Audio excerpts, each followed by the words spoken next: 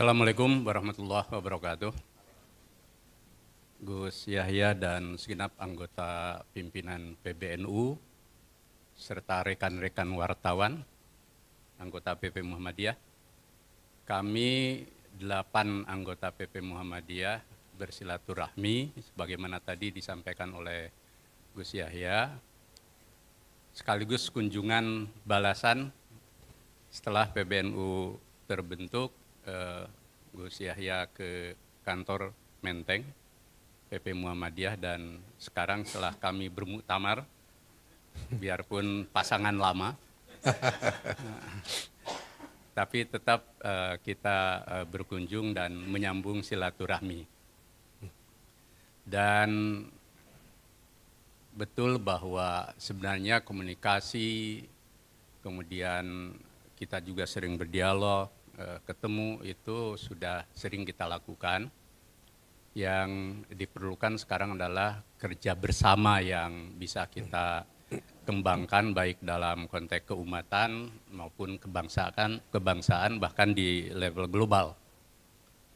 Kami juga memberi apresiasi yang tinggi pada PBNU di bawah pimpinan Gus Yahya yang banyak melakukan terobosan termasuk aktivitas-aktivitas dialog di kancah internasional sebagai bagian dari mengembangkan dan mewujudkan Islam yang rahmatan lil alamin.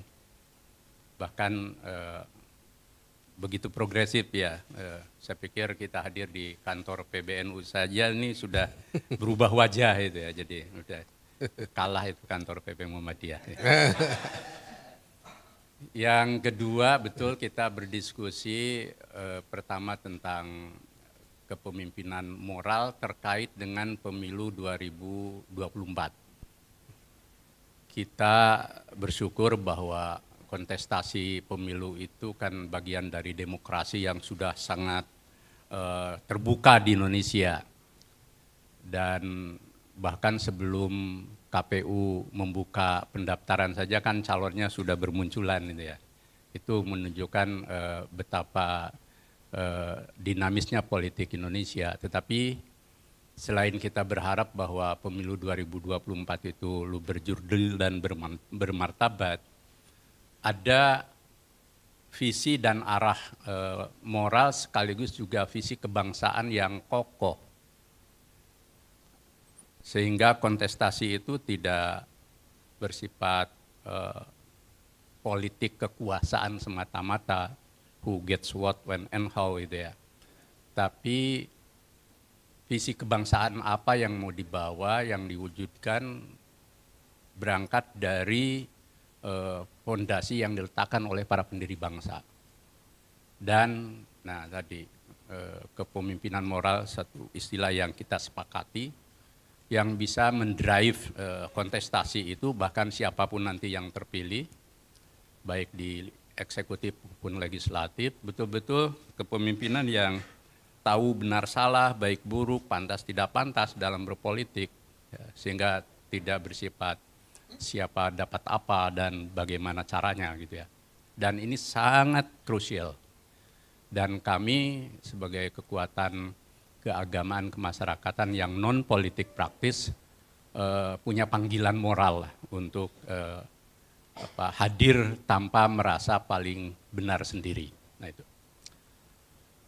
Yang kedua, ada realitas yang harus kita emban bersama, di mana rakyat kita kan mayoritas masih ekonominya di bawah gitu kan.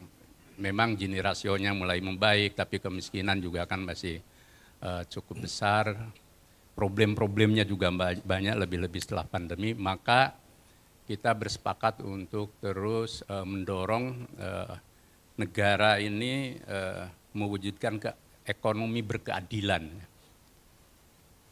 Di samping keadilan yang lain, politik yang adil dan lain sebagainya. Tapi fokus bahwa ekonomi berkeadilan yang bisa memberdayakan, membebaskan, memajukan, dan mensejahterakan rakyat. Nah, itu perlu menjadi concern juga bagi kontestasi politik ke depan, agar tidak sekedar soal bagi-bagi kekuasaan itu ya. Jadi, tapi yang paling penting Indonesia ini dengan rakyatnya yang 271 juta, itu mau diapakan ya agar mereka lebih hidup sejahtera.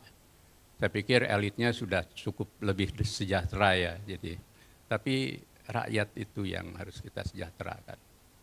Nah, yang terakhir dalam konteks kami sebagai gerakan keagamaan akan terus berkomitmen memandu umat agar menjadi umat yang cerdas, umat yang damai, umat yang bersatu dalam keragaman, sekaligus juga umat yang makin maju kehidupannya. Dan tugas kami sebagai ormas besar itu tentu berada di garis depan agar memandu umat seperti itu. Jadi itu, dan insya Allah nanti setelah ini kita akan adakan pertemuan-pertemuan untuk mencari langkah-langkah bersama yang bisa nyata itu ya, dan bisa dirumuskan bersama dari kerjasama kita berdua sebagai organisasi besar. Itu terima kasih sekali lagi Gus Yahya atas sambutannya. Tadi kita ngobrol santai dan diakhiri tadi dengan makan nasi kebuli yang istimewa, produk PBNU. Terima kasih.